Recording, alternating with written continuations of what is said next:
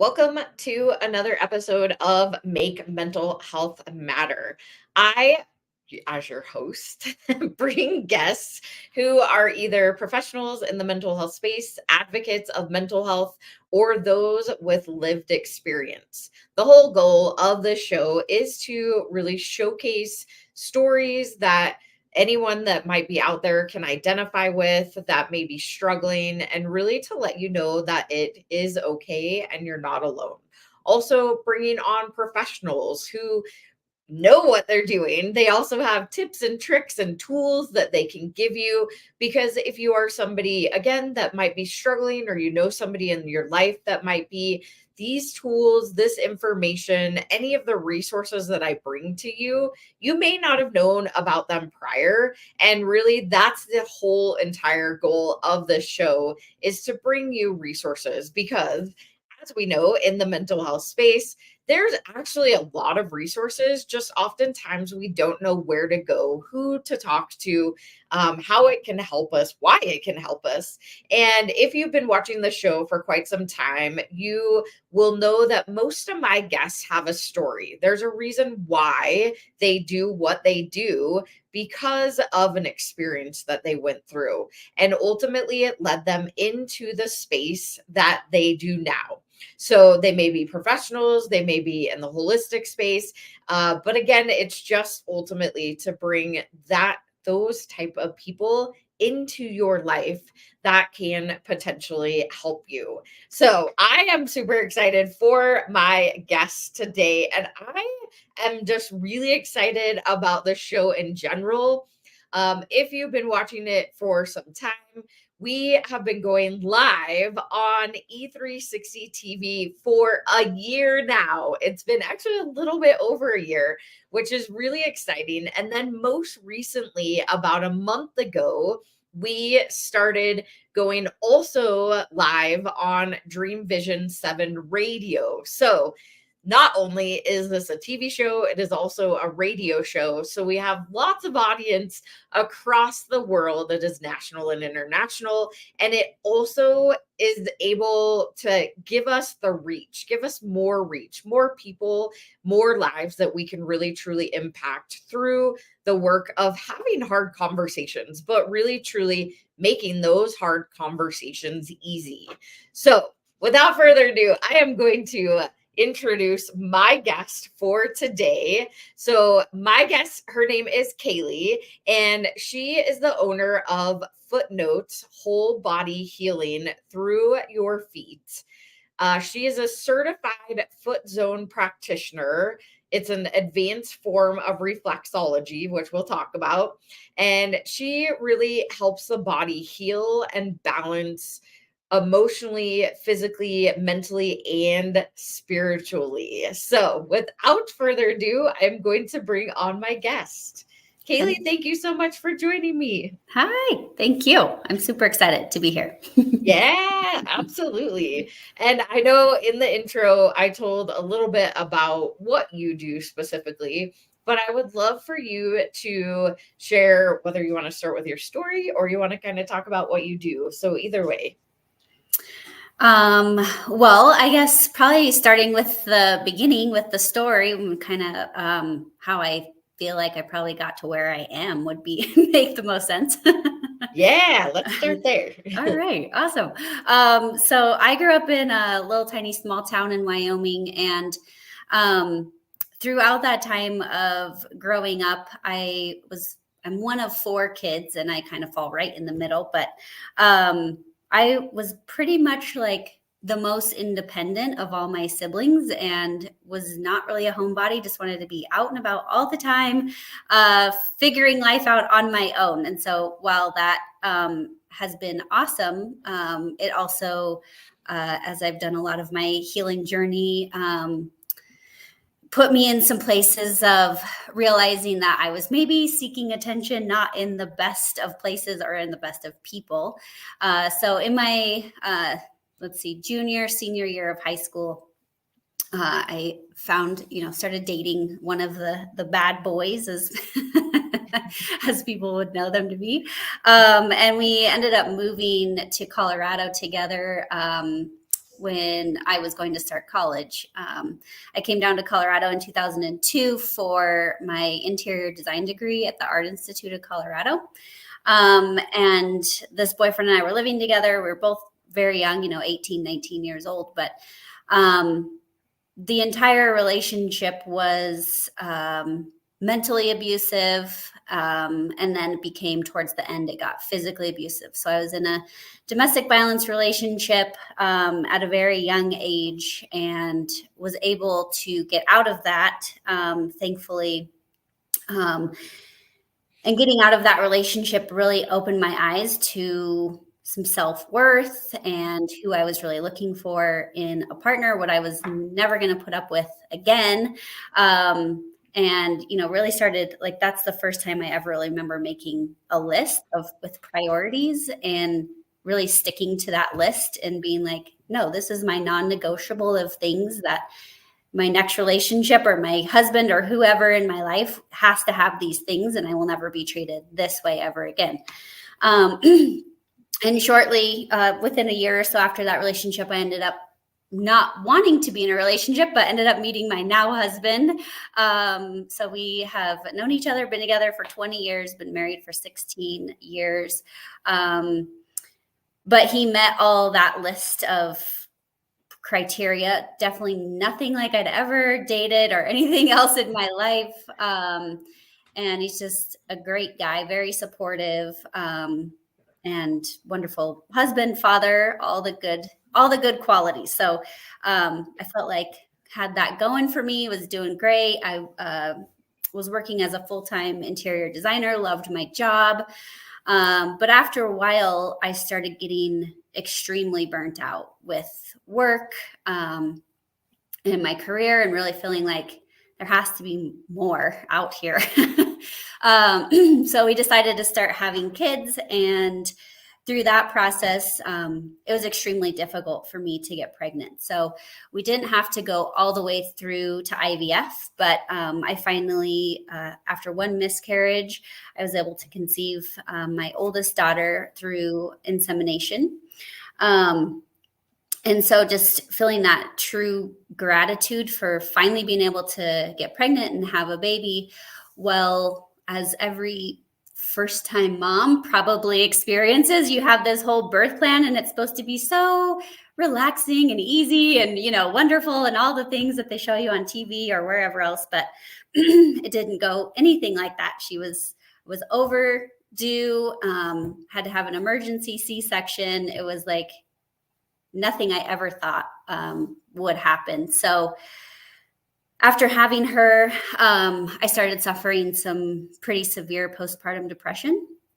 And during the time, I didn't realize that's what it was, because I would lie on all the little quizzes that they give you at the doctor's office. Like, no, I'm fine. It's fine. Like, this is how everybody is supposed to, I couldn't breastfeed. There was all these things that outside influences were really making me feel like, why can't I do this? People in the desert can have babies and do these things naturally. And like, what is wrong? And so, after having her, the burnout with my job and everything else just really came to like probably one of the lowest points in my life. As far as, I remember driving to work one day and thinking, like, if I could just get in a car accident today, to not have to go to work, to not have to mom, to not have to do anything, just like let all my responsibilities go, just go, be in a hospital and have somebody else take care of me and just have to kind of numb out,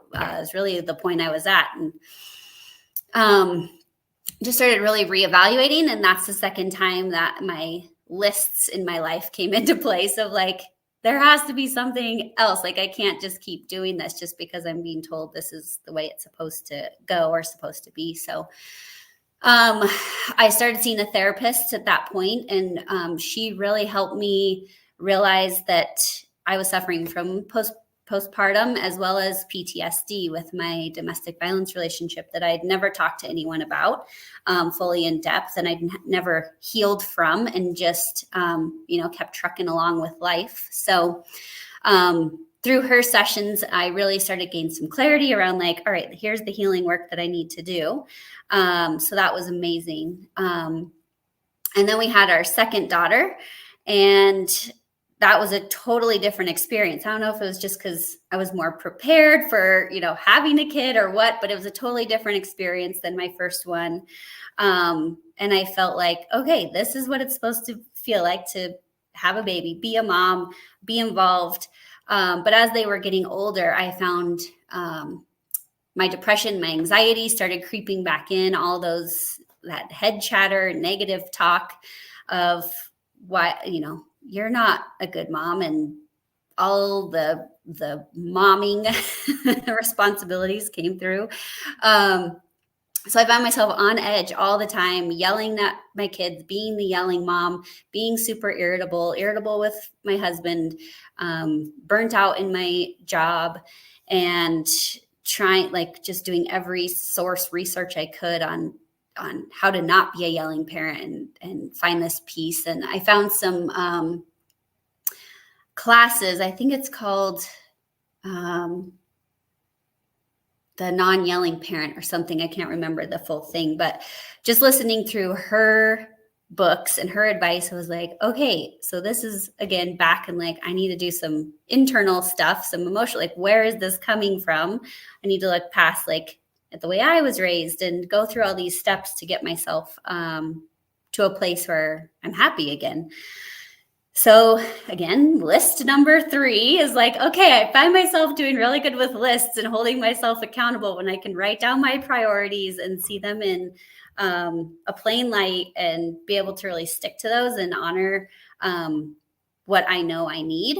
And so fast forward is, when COVID hit, I had reached full burnout in my design career after about 18 years. And I was like, I need a change. I need to start helping people, because I've done this healing journey for, at that point, 8 years or so. And I'd gotten to a really good place, but I was like, I need to step in and start helping other people heal their emotional trauma, generational trauma, whatever it might be. And foot zoning fell right into my lap. So it was kind of like, universe was like, oh, here's a little gift for you, tied in a cute bow. And I was like, oh, thank you so much. This is so nice of you. So we went up to Wyoming for a couple weeks to hang out with my family during COVID. And my sister said, I booked you and your husband a foot zoning session with this girl that I grew up with. And I was like, I don't know what that is. Don't know what it means, but I don't care. Get me out of the house. Like, whatever, I'll try anything. So we went and experienced our first foot zone, and we both left the appointment thinking, how amazing we felt. It was like, this is weird. All she did was work on our feet, but we feel like we could run 5 miles right now, like just so energized and reset and balanced. And got back to Colorado. First thing I did was jump on Google. I need to find a foot zoner. How can I access this? And there's no one here, no one in Denver. The closest person was in Grand Junction.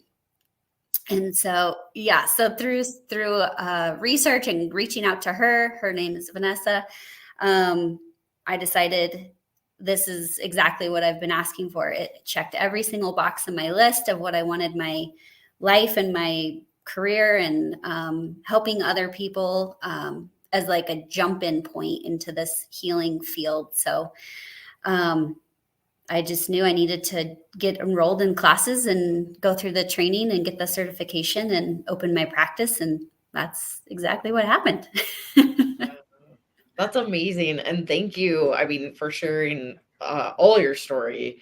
I know that you and I have had conversations and we're like, wherever this conversation goes, right? But it all ties together. And that's the part of, so I want to pull a couple things out that you said specifically, talking about the relationship and it being abusive mentally, then going physically.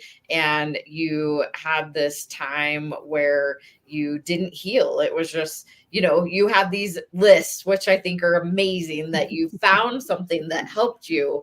But as you went on in life, you found that that was still a trauma experience that you had that didn't get resolved, but then you had to recognize that. It was, I mean, I call them the virtual walls that we hit every now and again, that it smacks you upside the head. And it's like, hey, by the way, you need to deal with that. Right. Also, you talked about how as parents, we beat ourselves up. I mean, I'm not a good parent. Why is this happening to me? Like, why can't I have kids? Why can other people? Why can't I breastfeed? Why can't I do this? Right. That just topples, like the stress just topples, as you know, but it just like adds and adds and adds and adds. And then we get to this point that we're just living. It's not even living. It's like surviving. It's survival mode. We go into fight or flight and we become angry, and it happens so often. And it's something that we don't talk about as much as moms and as humans, is that we all have emotion and we all get to this place where I'm fine. We don't know how to talk about it. And so I think what you said was really important, that you ultimately went and talked to somebody about it, which was a perfect segue. You're realizing now that it was that trauma that you hadn't resolved. You also were having postpartum depression, which there are so many women out there that do. And we're like, I don't know, is this normal? Like, there are so many hormones going through our body after we have a baby that we're like, I have no idea what is like up from down. And yeah, so it's just, we don't know until somebody can point it out for us. And I think it's great that you, again, figured out, what is that list? Like, how can I get through this instead of just shoving it back down like that other unresolved trauma? Now there's a way to work through it. And then as you move forward, even into having another child, and recognizing that it didn't just magically go away, right? It's something that we have to continually work on. It's something that we continually have to have these conversations. It's not just going to magically poof, you're done because you resolved that. It comes back up. And then you found this really cool foot zoning, which I didn't even know it was a thing until I met you also.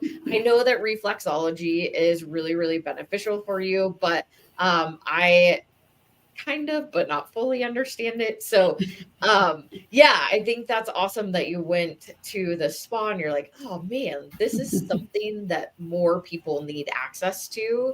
And you jumped in to really figure out how that works. So I know that was like pulling a couple little chunks out. Yeah. I want to talk more about really your experience and then really kind of dive a little bit more into foot zoning too. But we're going to go to our first quick sponsored break. And then once we get back, we'll come back and jump back in there. So we'll be right back after this quick sponsored break.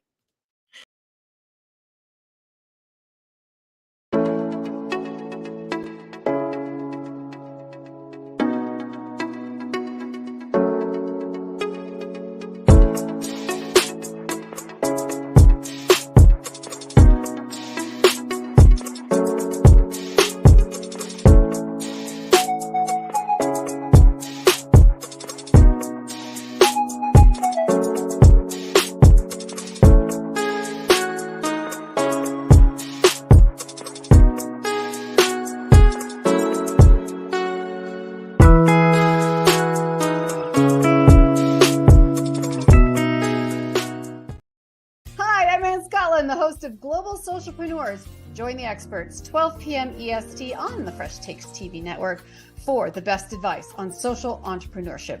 Join us here on E360 TV. And like that, we're back. So if you happen to be just joining, thank you so much for tuning in to the Make Mental Health Matter show. I have my guest, Kelli, and we are talking about, well, first and foremost, her story, really through an abusive relationship, also postpartum depression, and then depression even after having children. And what now she has really, I feel like it's your superpower because of your experience and being able to transition in the job from interior design into foot zoning. And I know that you do more now, but I want to just kind of circle back a little bit because you also talked about the lists that you did. And that has been really helpful for you throughout time to be able to have these lists that you can reflect on. And I have heard that, well, so like, what's the coming to my brain? I remember there was a time when I was younger that I always pick the bad boys, right? The quote unquote bad boys. And at one point in time, I got this, like, I don't know, it was like this little pamphlet thing that like told you how to pick your soulmate. And I went through and like wrote out the list, and I actually found it as I was moving from my house into my new office.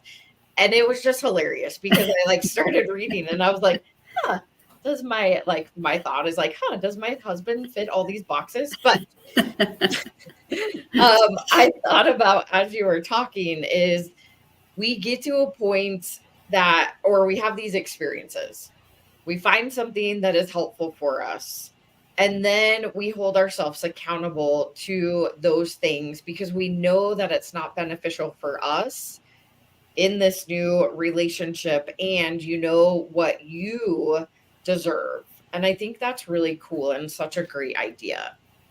Yeah, definitely.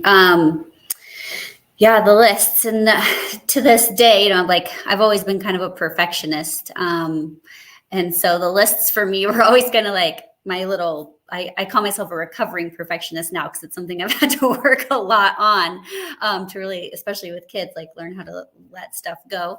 But yeah, those lists were just part of my, I guess the way my brain was working to really break out like and see it in plain format. Like, this is what, yeah, like from your heart, from your soul, like these are the things that are resonating with you and get you excited and make you happy. And your happiness should not be downplayed just because someone else isn't happy in their life and they want to try and control you and your happiness, or they're not making the choices that, you know, make them who they want to be. You shouldn't have to kind of bring your energy and vibration level down just to meet them. Instead, just keep raising your vibration, and that high vibration of other people will find you and attract that whole new tribe of like just elevating you, elevating who you're supposed to be, and show you that natural path of like your purpose, I guess, in life. Yeah. And I would have never, I mean, honestly, I would have never imagined that you, and I know we all have our past and we are different people in different jobs, but I would have never imagined that because you have such a bright, calm energy. That's what I always sense from you every time I see you. And I wouldn't imagine that you were in this place that you were yelling at your kids and yelling at your husband. And but we all get there. I've been there, right?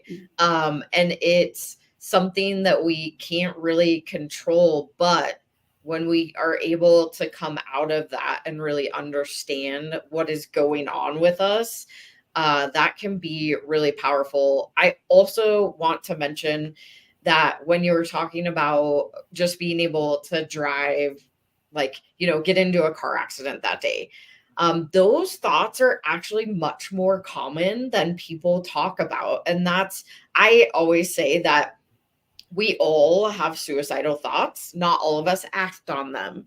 It's as simple as I could get in an accident today and then I'd be in a hospital. Somebody would be taking care of me, or the thoughts of like, I just want to sleep and I don't want to wake up, right? Like we do in our brains, like we know we're going to wake up, but we have those thoughts of like, I just want to sleep.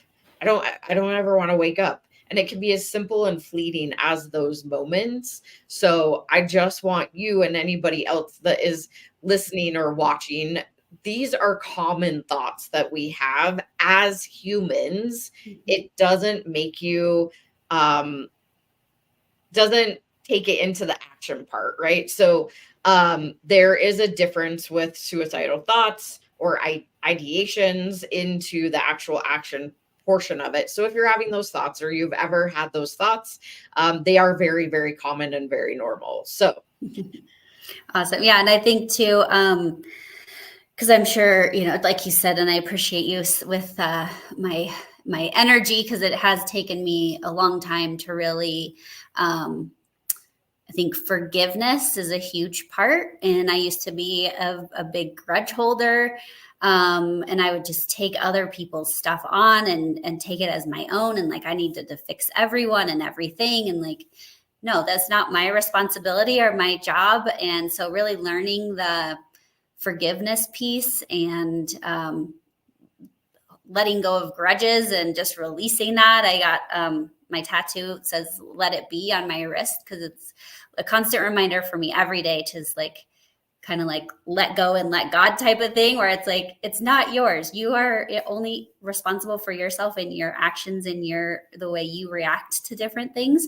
You have no control over the way anyone else reacts or the actions that they take. So just take it for what it is, and then either process or whatever you need to do, and then just let it be and let it go. Because the more you hold on to all their stuff, it's only your health will decline, your relationships, your friendships, your own self, mental health. It doesn't serve you to hold on to everybody else's stuff, no matter, yes, I went through this domestic violence relationship, and for the longest time, and really till pretty recently, when I had some energy work done, I still had that little bit of chatter in my head when certain triggers or something would come up. I still, every once in a while, like little things will still pop up, and it's like, no, like it is time to fully release and heal and do all the forgiveness for myself, and put that out there for him, and then wherever he's at in his life and all that. It's like, that's him now. Has nothing to do with me, and it hasn't for a long time. So yeah. I think forgiveness is a big piece that a lot of people are missing or have a hard time understanding. Yeah, I think it also is something that maybe we don't know that we can have. So, and it's not forgiveness, like you just said, it's not forgiveness for him. It's actually forgiveness for you, right? And that was a concept that I didn't know anything about either. Until actually I went to this event and I was able to do a process that I ultimately forgave my sister and myself. And I was like, oh, like I didn't even know that was something that I needed. And from that moment on, I am also somebody who, not always anymore, but I used to hold on to grudges, and it was like my baby blanket. I was not giving that up at all whatsoever. And I have come to a point now, as with you, that it's not mine to carry. And it has taken through getting certifications and lots of training and lots of healing and processing of my own emotions and I'm not perfect at it by any means yet. Uh, but I can say to myself, is it about me or is it about them? And if it's about me, then I need to do that internal work like you were talking about. But if it's about them, I can just let it go. Like that's not mine to hold on to.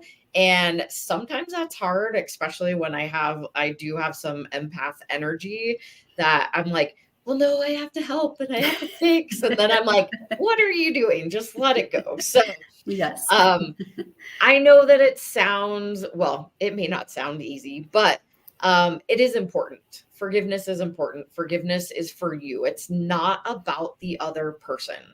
It is for you, for your mental health. And that's the important part of it. So, I would love for you to talk more because the whole goal really of the show is to give people resources, and you are in more of the holistic type of realm.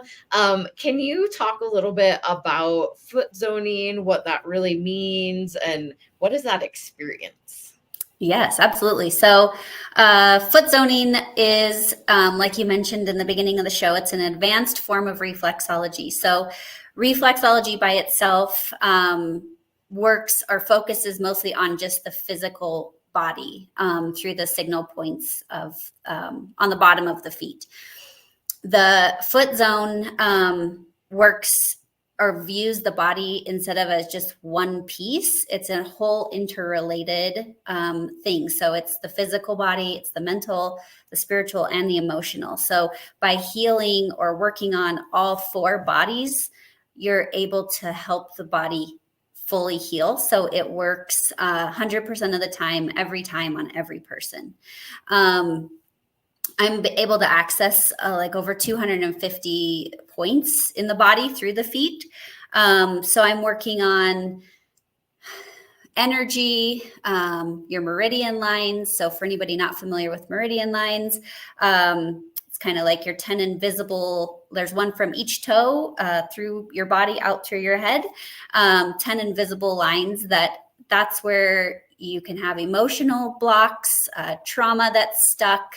So it's kind of, if you think about traffic on a highway, if all 10 lanes of traffic are running smooth, there's no problems. Everybody's going the speed limit. Everything's good to go. But the second you have an accident or a backup or a jam in one of those lanes, all the other lanes have to kind of adjust to figure out how to get around that block. And so until you can clear the accident out of the way, they're going to have the other lanes are going to be running smooth, not as smooth. So it's the same thing in the body. When we have an emotional trauma or any kind of trauma to the body, it stores that trauma in our cells. And until we can go through and look at it and learn how to release it and move it, then the energy in the body will come back to running smoothly.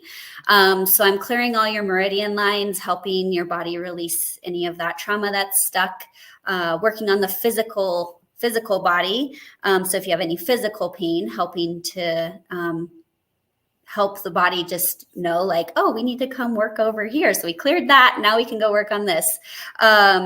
And then spiritual and mental. So I do a chakra balance on the feet, just help align all your chakras, open your chakras. I do a little Reiki and energy work on the feet. So I'm really just into that fight or flight that we were talking about earlier too. I'm working on the vagus nerve, and our vagus nerve runs, from the base of our spine down through our hips. And it's the biggest nerve in our body, connects every single major organ through a different bundle of nerves. And that's what puts us into fight or flight or in rest and digest. In today's world, the majority of people get stuck in that fight or flight mode, and they can't move in and out from rest and digest to fight or flight. So our organs and a lot of our physical body is under stress a lot of the time. And so it's important for us to regulate out of fight or flight and into rest and digest so that our body does have a chance to heal. So I'm able to access the vagus nerve. I do a big vagus nerve reset. And so by the time you're done with your hour-long foot zone session, your body has been like kind of visually in my mind, it's like I take you all apart and scrape you all up and clean you all out and then put you back together and reset your vagus nerve. And so you're back in a place of homeostasis, and your body then can take over and say, okay, thank you so much for doing all that work. Now we know what to do, and we can get to work and start processing and detoxing and healing like it knows how to do. Wow. I'm like, okay, when am I coming in? Because I know I haven't come yet, but I was just like, oh my God, that sounds amazing. And I actually had a guest a couple years ago. She did the vagus nerve breath. So she taught how to do the vagus nerve breath. And that was actually the first time I had heard about it. And I was like, wow, this is really interesting. And then from there, I learned like the cold plunge, and there's like a whole breath around that also. And then there is a connection with like the vagus nerve and doing the cold plunge. And so as I went along this journey, I start learning more and more about the body, and meridians is the most recent one that I learned about a year ago. He actually was a chiropractor, but he did a lot more like energy and body work also. And he talked about the meridians, and he had actually an image on his wall. And I just sat there and stared, because I was like, I didn't even know all these like points on your body and how it flows. And I love that metaphor that you gave is like a highway. You have to figure out, right? And I'm like, all these thoughts are popping in my head, but that's because I also just had a conversation with some of my friends who are also in the holistic space that not recently, it's been a little while, but I got the book, The Body Keeps Score, and I haven't read it yet.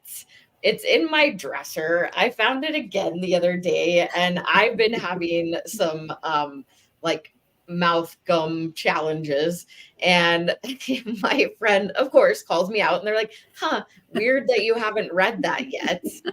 And I was like, thanks. Thanks. Yeah, so I love my friends that keep me honest. But yeah, it is so interesting. And I know, like, I hold a ton of my stress up in my shoulders. I also now have kind of shifted it into my hips. And I've noticed that my hips have been really locked up, which I'm trying to work all of that out. But we also have to realize that the trauma stores in our body. And as we're doing this body work, which I think is another kind of part of this conversation, that as you do body work, whether it's from your feet, your back, like a massage, energy or body healing, there may be things that end up coming up as far as stored traumas. Yeah. And I would love, so we're going to go to one more quick sponsored break, but I kind of want to just chat a little bit about that and get your thoughts around that. So we'll be right back after this quick sponsored break.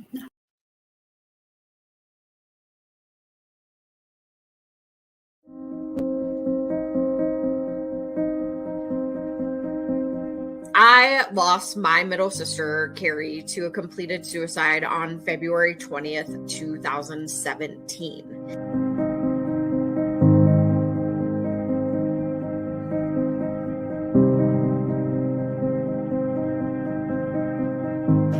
My story, however, it isn't unique.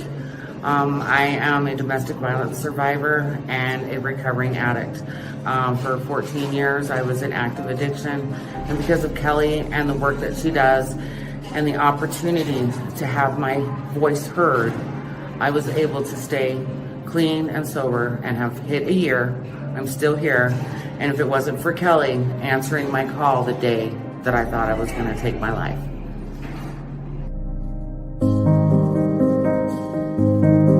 I'm curious, and I know that I've heard a lot in the BIPOC community, it is very hush-hush. It's like one of those things that you don't talk about. Like, you literally feel like it's not a conversation you can have. So can you talk a little bit more about that? First, shout out to Kelli, because I'm glad that she asked the question. I researched you before I went on your show, and I saw how real and authentic you were. And I just appreciate the question, because it is different, and we have to have tough, courageous conversations. So yes, I always say I'm a triple diversity threat. I'm a Black woman with multiple disabilities. Now, I'm not really a threat, but to other people, I may be, because people fear the unknown and what they're uncomfortable with.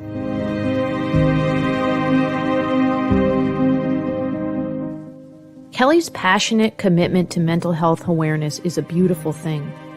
It's clear in her social media posts, it's clear in the resources that she puts together, in the activities that she provides, her collaboration with organizations, and the consistent way that she continues to deliver a message encouraging people to understand that they can share openly and to break the stigma around mental health. Kelli's topics cover children and adults, talk about things that we can do as a community, things that we can do individually, and her website is packed with information and resources and all kinds of contacts that you can use to reach out, whether you're dealing with something yourself or you're looking to help somebody else who is struggling. I encourage you to check it out. And like that, we're back again. All right. So, if you happen to be joining me, go back, watch the rest of the show. We've had some really awesome conversations. And before we went to the break, I started bringing up the conversation around how the body stores trauma, it stores energy. That's why I always say in the morning, it's like snack, crackle, pop. As we get up, everything's moving. So I am wondering from you, and if you can just talk a little bit about that in general. So like how the body holds on to things and why the work that you do is so important, even more than what you already told us. Right. Yeah. So I always let everybody know that comes into my office and that's sitting in my chair, like it's a safe place, because you don't, you know, people come in thinking like, oh, my foot hurts, so just work on me. And then they might end up crying for the hour session and just having this big emotional release. And what I find is if it's on the right side of your body, if it's a chronic pain, you know, you've been to every doctor, you're fine, is what they're telling you, but you know something is wrong, then most likely it's going to be emotional somewhere. If it's on the right side of your body, that's internal. That's the way you're seeing yourself, your perception, how it's being viewed from you internally. So if it's showing up on the right side of your body, then you need to look inward. If it's showing up on the left side of your body, then it's your outside world and others. So it's something that maybe needs to be addressed with someone in your outside world. So yeah, depending on what's current, what you're going through, it will show up on your feet. And so like you said earlier, how your hips are really bothering you and starting to get tight. So that emotionally is like feeling unbalanced or unsupported, either within yourself or with others. Maybe your root chakra is closed and you need to do maybe some grounding or some support for yourself in some kind of way. So that's just one good example of like, I'll feel it on your foot and your hip signal, like your hips are really tight. And I'll ask you, do your hips physically hurt you? You're like, no, my hips don't physically hurt me. Or, you know, maybe they do, but if they're not physically hurting, then okay, it's emotional. And this is the emotions that are attached to that part of the body. And then whether it's internal or external.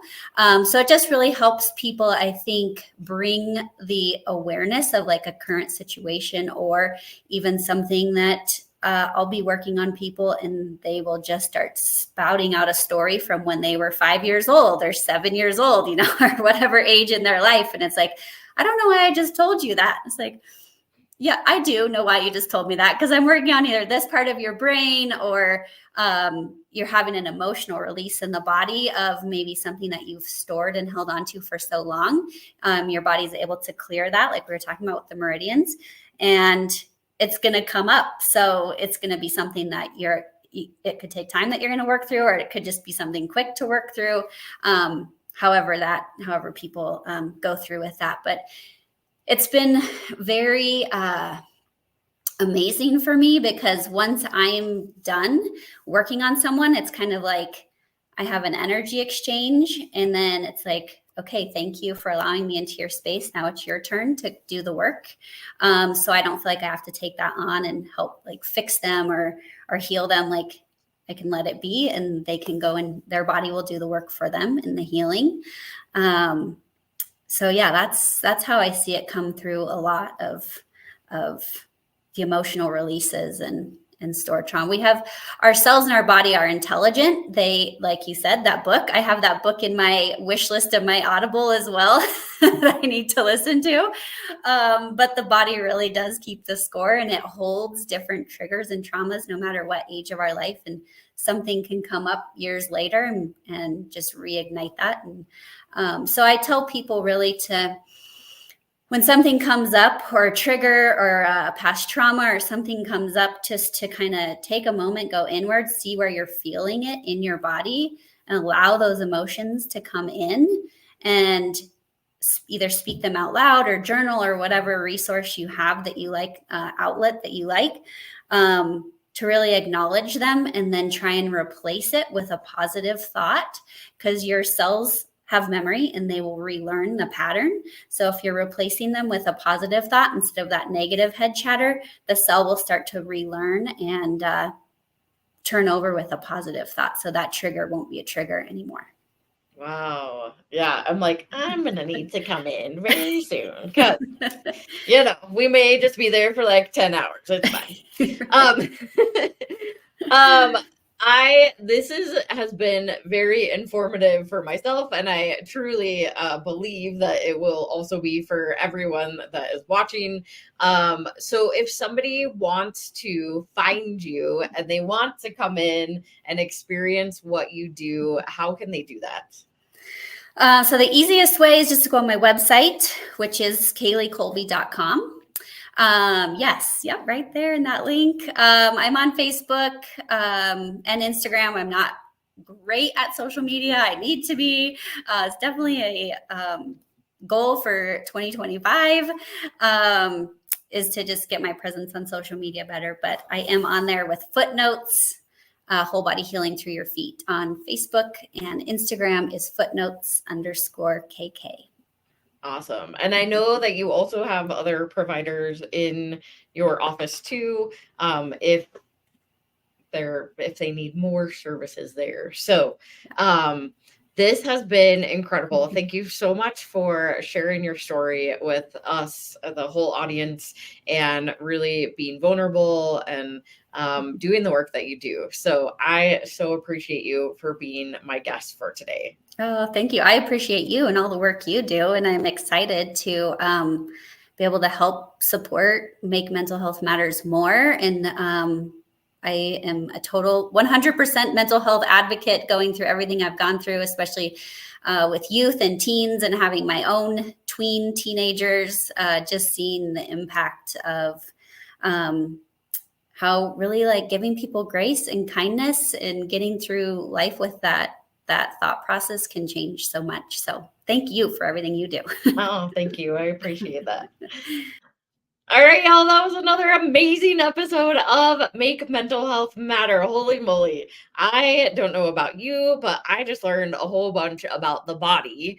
Also, how literally you can just go get your feet worked on by the right person, somebody who is specialized in foot zoning and or it's a form of reflexology. I love that all of the like mentally, spiritually, emotionally, physically, all of those things are included in doing foot zoning. And I do need to go and get one done. And I think it's just important for us to be aware of our bodies. What is it telling you? How can you do that internal work? Like Kaylee was saying, is when you have something come up, like close your eyes and think about where in your body is that coming from and what are those emotions. We can all do that. So hopefully this information was beneficial for you. I know it was for me, but whatever you happen to do, make sure you come back next Monday, whether you listen or you watch. Again, you can watch on E360 TV at 5 p.m. Mountain Time every single Monday, or you can listen on Dream Vision 7 Radio at 5 a.m. or 5 p.m. Mountain Time. You can simply say, Alexa, play Dream Vision 7 Radio. No matter what you do, I will see you back next Monday. Bye, y'all.